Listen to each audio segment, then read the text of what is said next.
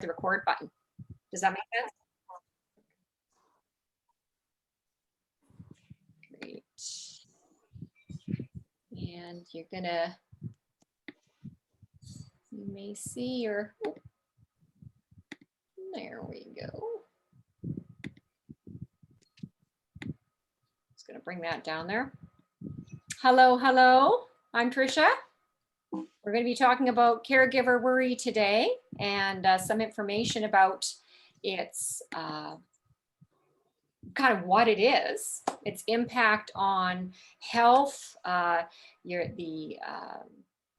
way that worry can influence the work and the life of caregivers as well. And look at some strategies to overcome it and some ideas that people have found very, very useful over many years to be able to cope with worry. So worry itself is, we might think of it just as like an emotion, but it's actually a whole body experience. So it involves sensations, you know, that sense that something's going wrong, that uneasiness, it can be annoyance, just a sense of disturbance, as well as a sense of pressure and concern that can come along in the body, in the felt sense. Can also relate to thinking, changes in thinking that are like a dog gnawing at a bone. You know, we gnaw on ideas when we're worried, and we do that in a different way than if we're, for example, just trying to problem solve. And what they found, of course, is that there are actually physiological and brain physiology has something to do with the patterns of worry. And body, physical experiences in the body are also known to be affected and can make worries stick around, and they can make worries get bigger. So I like to make a distinction between worry and planning, and this is in the literature as well. So planning is something that we all need to do. And of course, we all worry at some point, right? However, typically what happens with worry is we start to focus on worst case scenarios. We're really in protection mode with worry in a way that makes our planning go into overdrive. We'll start to plan about every possible issue that might go wrong and every possible solution that there might be. And so in this way, worry can kind of take over. Different from planning, where you can make a plan, imagine that you're writing it down in a book, and then you close the book and you put it on the shelf, and then it doesn't come into your mind the way that worry does. So knowing this, there are strategies that are used in a form of therapy called cognitive behavioral therapy. And for short, we call it CBT. It's very, very well studied approach for managing anxiety and also for managing depression. Very, very useful. And there's some really excellent strategies for managing worries that come out of CBT. And that's mostly what I'm going to be talking about today. So CBT looks at the connections between our thoughts, our feelings, and our behaviors. And they call it, it's like a triad. It looks like a triangle. And we know that if we change elements of either one of these three things, it's going to cause an effect. If we have negative thoughts, for example, we might have worry thinking, feeling, and then our behaviors are responding to that worry. Similarly, if we have more positive or different thoughts, our feelings might change, and then our behaviors can change accordingly. This is the definition of worry. And so what we're looking at is this repetitive chain of thinking that happens, as I had said. And then we go and rehearse over and over again what might work and what might work. But what happens is we're really doing this to be able to feel better. But somehow with worry loops and worry processes, we don't end up feeling better in the end. Okay. So one of the ways to feel better is to, of course, look at feelings, thoughts, and behaviors. And we also look at how these impact the body as a whole. And that's really looking at how our nervous system works. Part of the nervous system function is for us to have natural alarm bells that go off. That is working on a system that's automatic in our bodies, and they call it the autonomic nervous system. And it has two main branches. One is the sympathetic nervous system, and the other is the parasympathetic nervous system. The sympathetic nervous system is the one that gets us going. It's an activating system, and we need it to be alert and interested and focused. However, when there's a lot of stress, when there's a lot of threat that we might perceive, that system ramps up and we can move into a fight or flight sort of mode. Again, a really important primitive function that we have in our brains. There's the alternative to that is what we're working on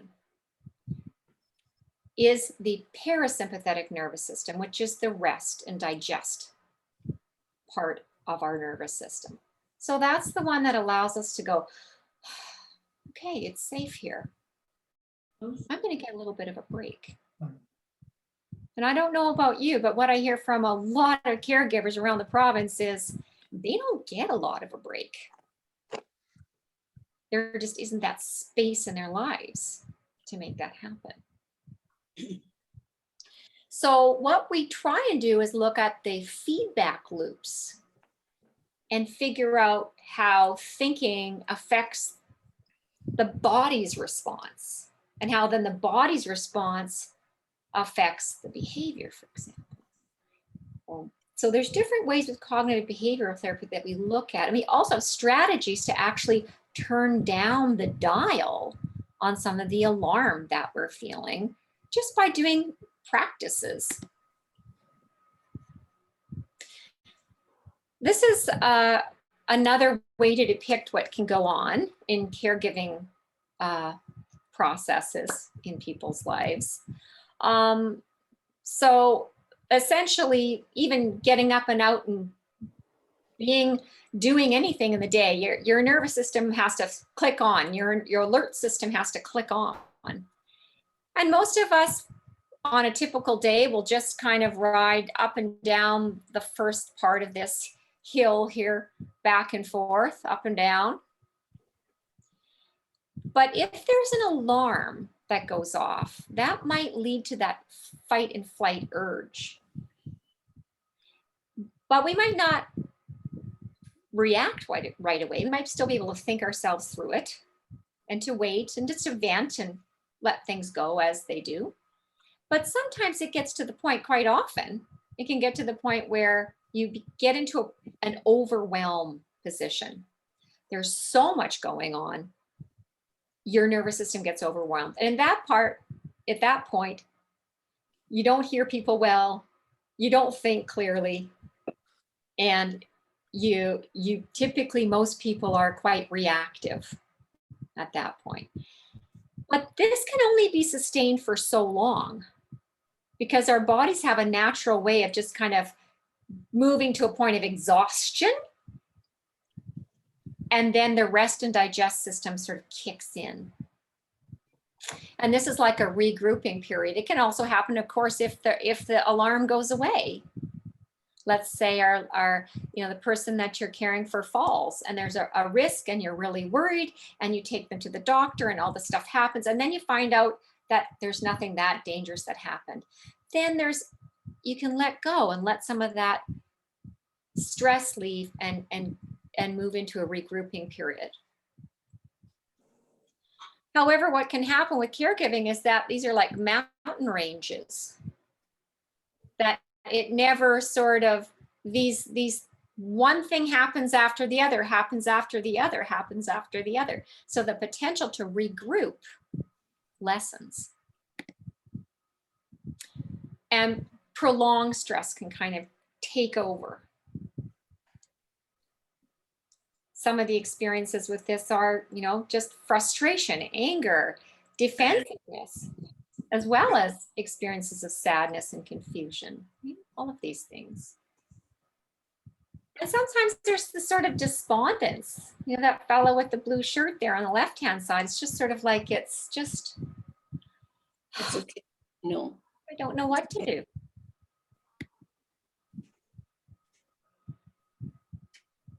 Another thing that caregivers talk about is it'd be great to rest, but when do I do it? Do I have the time to do it? And that is a really important element of coping long-term, is to carve out that time in your day to be able to let your nervous system regroup. Let your mind find a little bit of space. And then you can practice some exercises that are available in order to really turn down the dial on the alarm in your nervous system.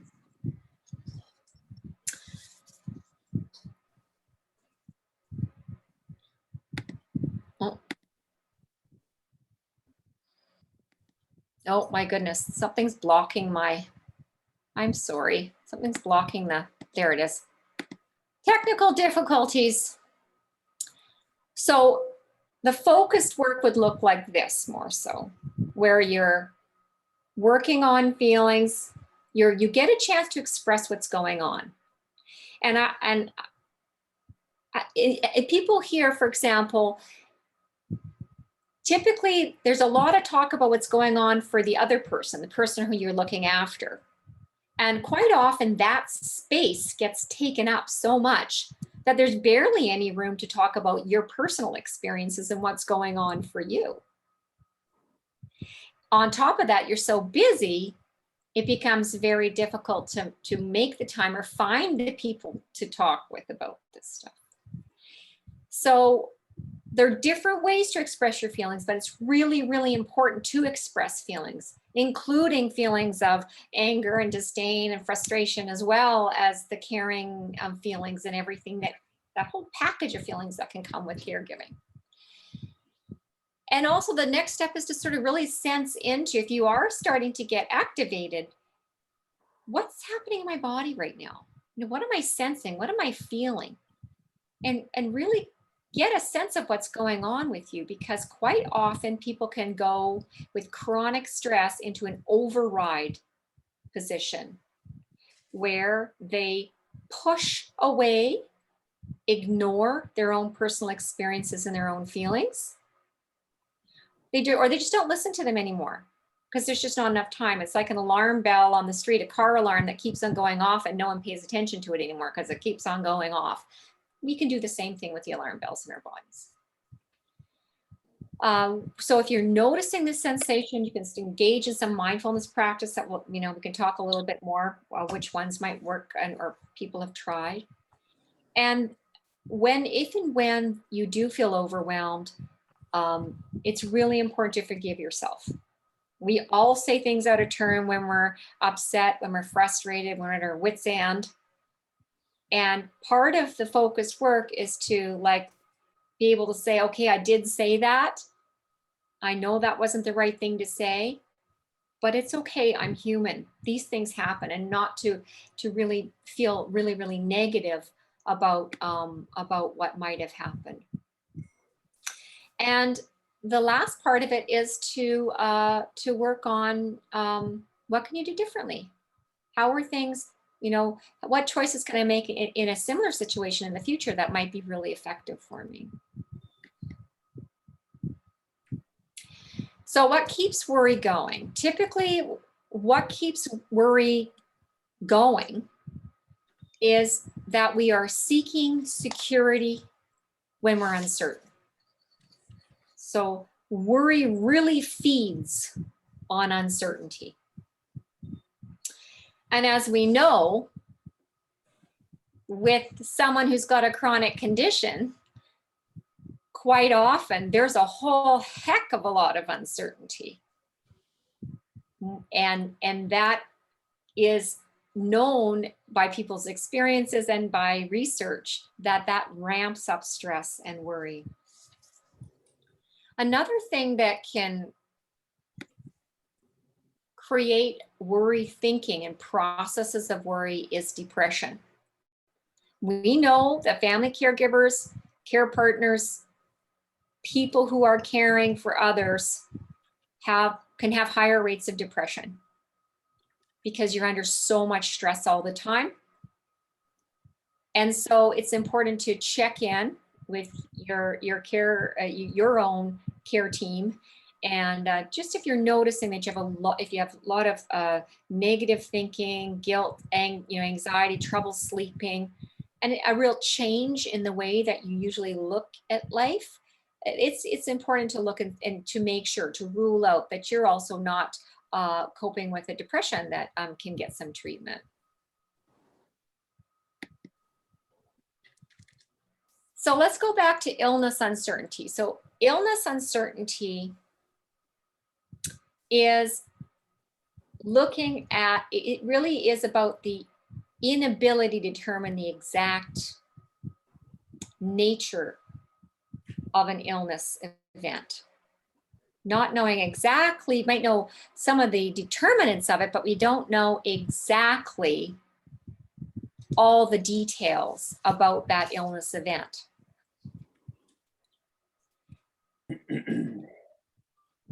And so this usually includes one of the following. But first, let's look at this picture here. So what do people see?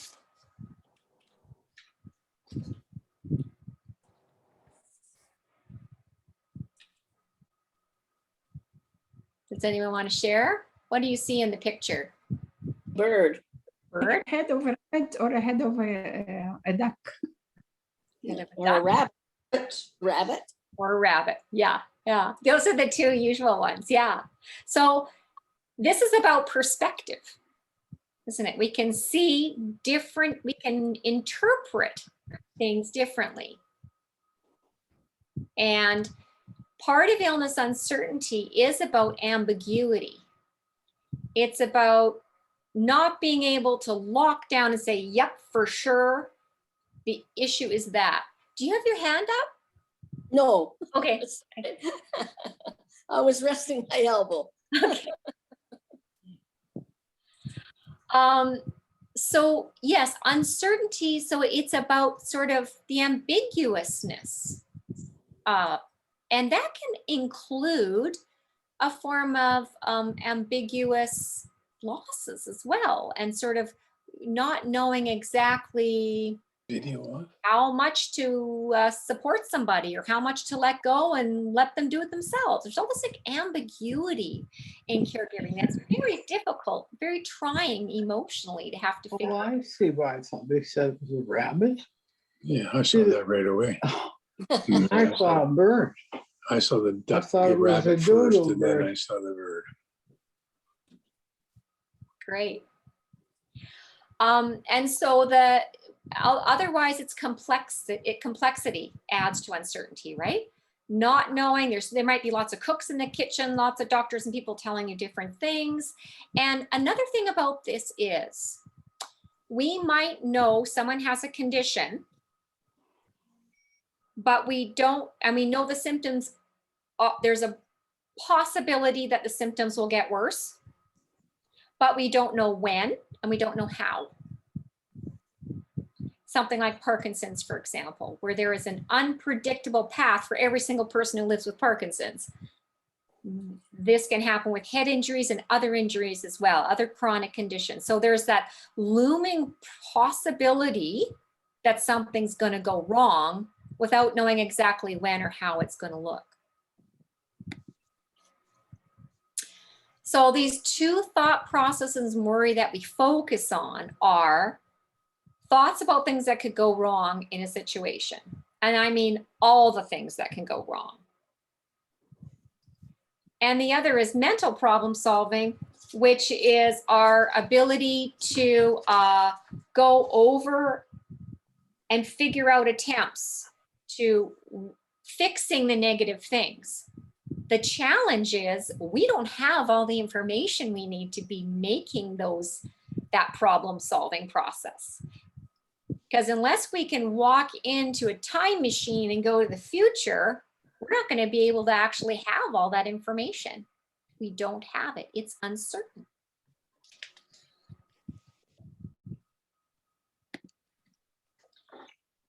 So part of the work that we do, and I really love this book, the Worry Workbook by Robichaud and Bird. I use it a lot with people, is to also know that worrying processes and habits of mind can often start way before we are doing any caregiving.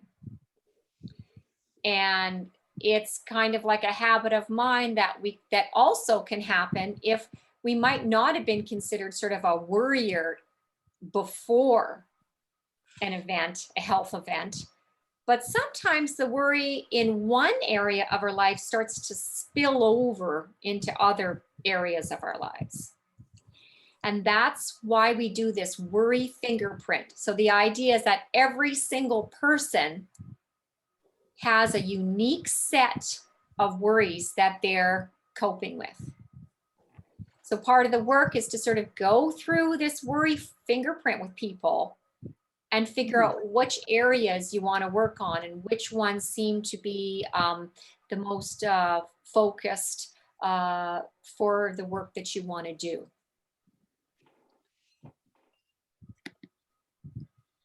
The worry cycle then explores what they call the what-if questions.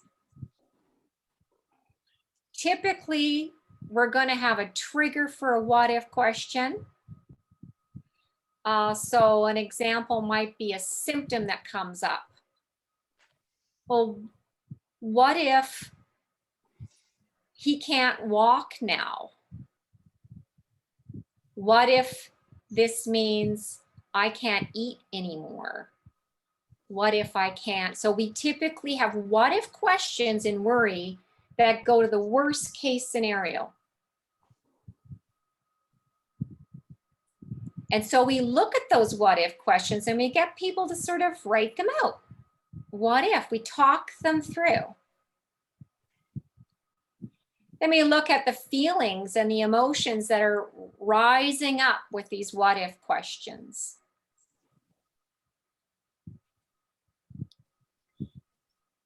And typically, and we'll look at behaviors. The next slide is about behaviors. But typically what we do then is when we're looking at the what if questions, we start to work on balancing the what if questions.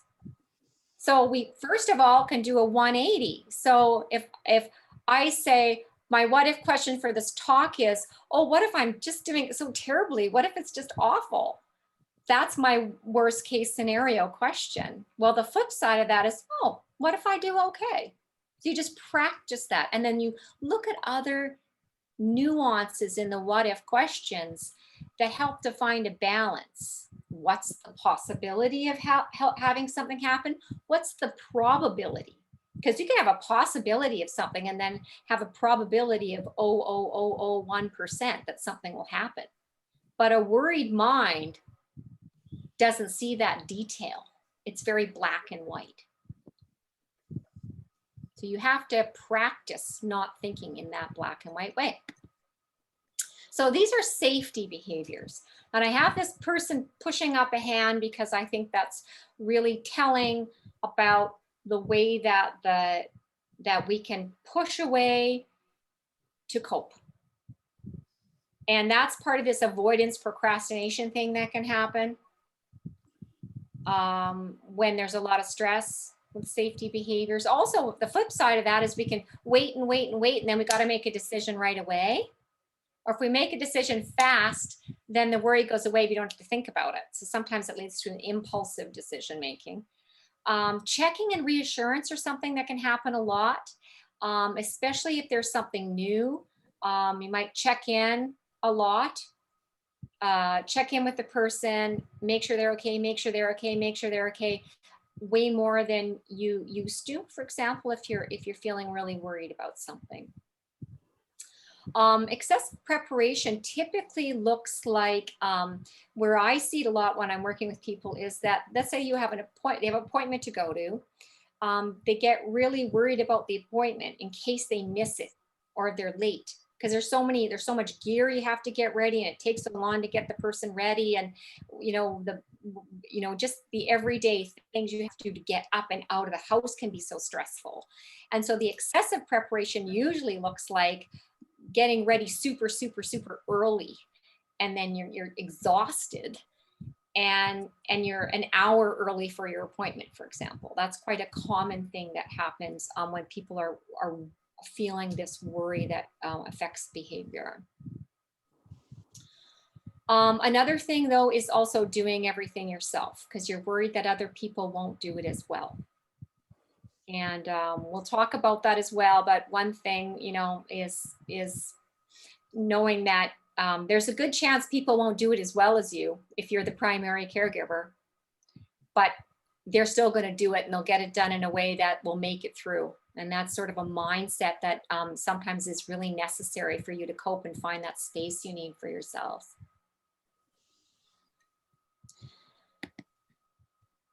We can also fall into thinking traps with worry.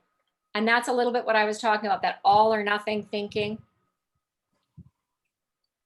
Really feeling upset and catastrophizing is a term I don't like. They use it in the literature a lot, though. But it's like that, it's the worst case scenario that we keep on coming up with. Overestimating when things happen.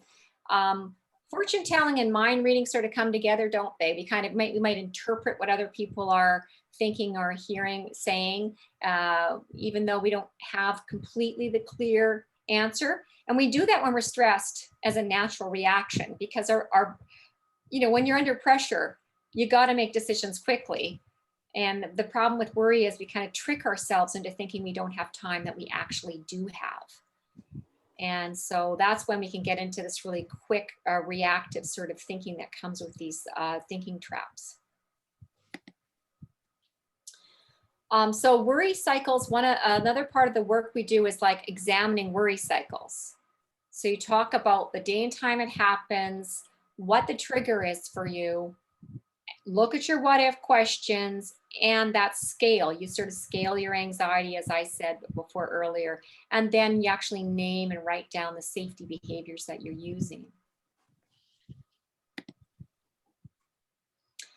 Another part of this is to engage in personal experiments. So we kind of put ourselves under the microscope a little bit and explore trying something new. And so first of all, you talk about your feared outcomes. And then you go out and you do the thing you need to do. And then you compare what you feared and what actually happened.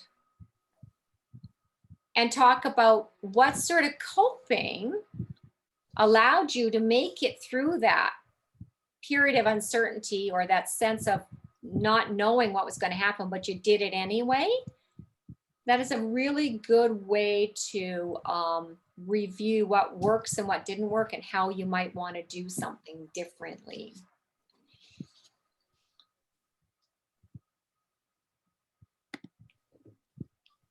Tolerance is also important. So increasing the tolerance to uncertainty is a really big one. So that's about sitting with the uncertain situation. So you name the uncertain situation, and you do it in a way that's like really clear to yourself.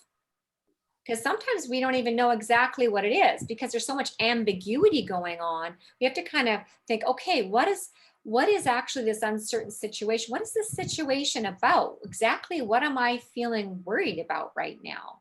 And then talk about the safety behaviors, and then engage in an uncertainty workout.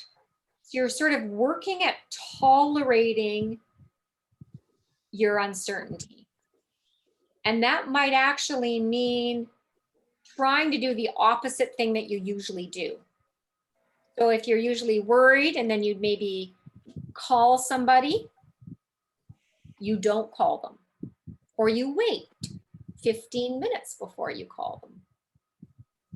And you just do some breathing. You do something else instead of that automatic thing you usually do when you're worried. Then you explore the outcome. Did it feel any differently? Was there some effect that this change in behavior had? Good enough muscle is so, so, so important, right? Our expectations, it's so important to have the highest expectations and to want the best and to be motivated by that. However, what we have to remember is that there are so many factors involved in caregiving. And somehow the system can kind of create a situation where you feel like you have to be responsible for everything. And yet there's all these things that are outside of your control. And to be able to recognize that and to say, hey, you know what? I did a good job considering all of the elements of the situation, all the stressors, all the stuff that was going on.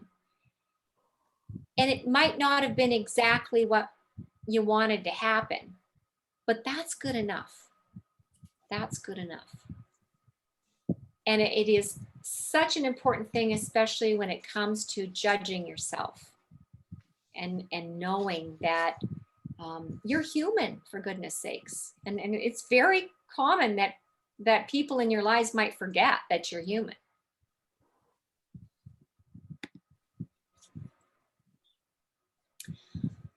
So with regards to worrying about bigger decisions, I mean, there's so many decisions you have to make on a day-by-day, week-by-week basis.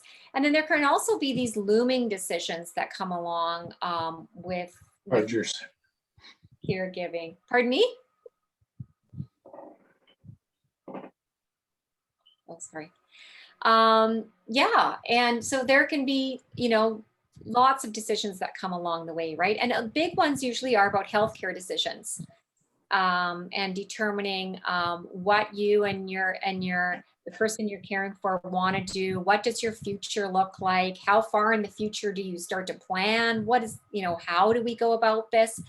And so there are lots of resources out there to help you to figure this out. Online, phone calls, Family Caregivers of BC, for example, are a really great resource to rely on.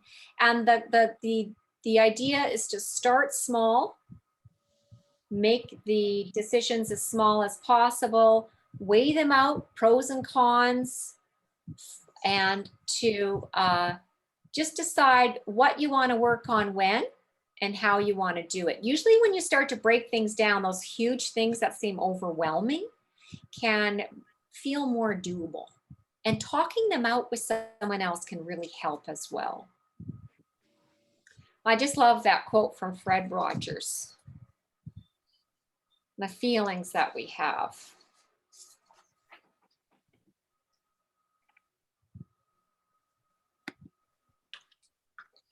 So the last slide here is really about reaching out. It's about knowing that caring for other people and also means being able to let people take care of you. Finding ways to be able to do that, super important. It's essential for you to be able to make the space for yourselves, to feel as though you can take a breath, to feel as though you have enough time to reflect on your own needs and your own experiences, and then choose how you might want to move forward with building and maintaining elements of your own life that sometimes can be set aside in the caregiving process.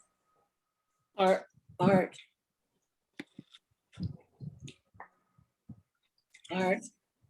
Don't get up. So does anyone have any questions? I did a whole heck of a lot of talking now.